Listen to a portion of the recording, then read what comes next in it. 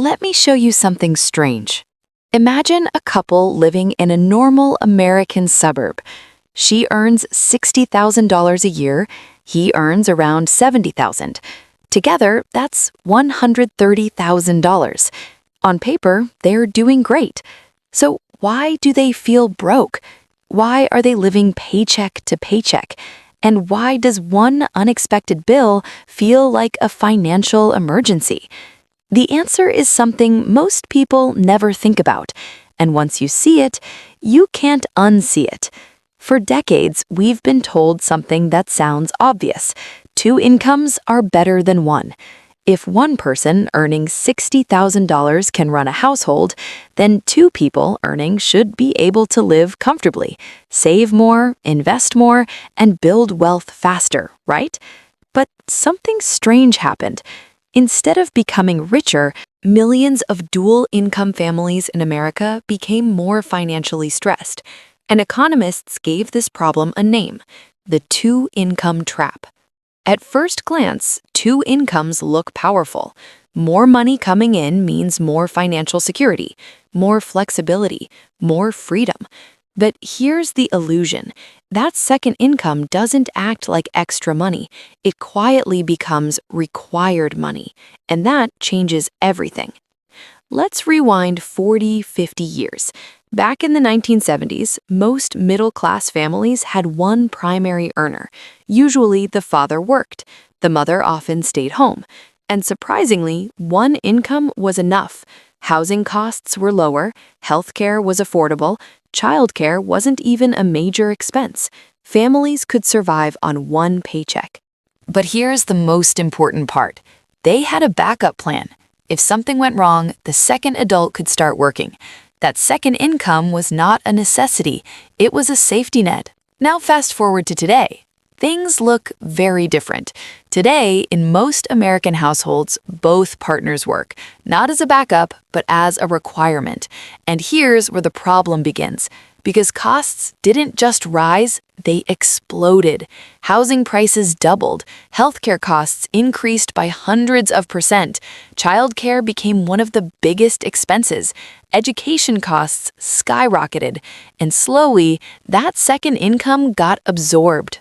Let's break this down. Imagine a couple earning $120,000 combined. Sounds great, right? Now let's look closer. One partner earns $70,000. The other earns $50,000. That second income looks like a huge boost, but here's what actually happens. First, taxes.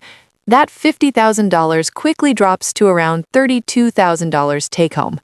Then, childcare. That can easily cost $12,000 to $15,000 per year.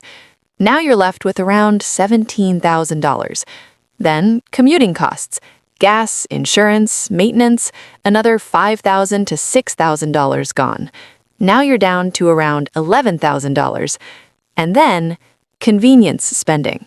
Takeout food, delivery apps, paid services, because when both people are working full-time, time becomes expensive. That can easily cost another $5,000 to $7,000 per year. And suddenly, that $50,000 income adds maybe $4,000 to $6,000 in real value. That's it. Someone is working full-time for what feels like a few dollars a day in net benefit. But here's where it gets dangerous. Even though the real benefit is small, the income number looks big. When you see $120,000 on paper, you feel rich, so you make decisions based on that number. You buy a bigger house, you finance a nicer car, you move into a better neighborhood, because technically you can afford it, but only if both incomes continue. And that's when the trap locks in. Now imagine something goes wrong. One person loses their job, or gets sick, or needs time off. Suddenly, the entire financial system collapses because everything was built on two incomes. There's no backup, no safety net, just pressure and stress. This is why many dual-income families feel financially fragile, not because they don't earn enough, but because they're overcommitted. Here's something shocking.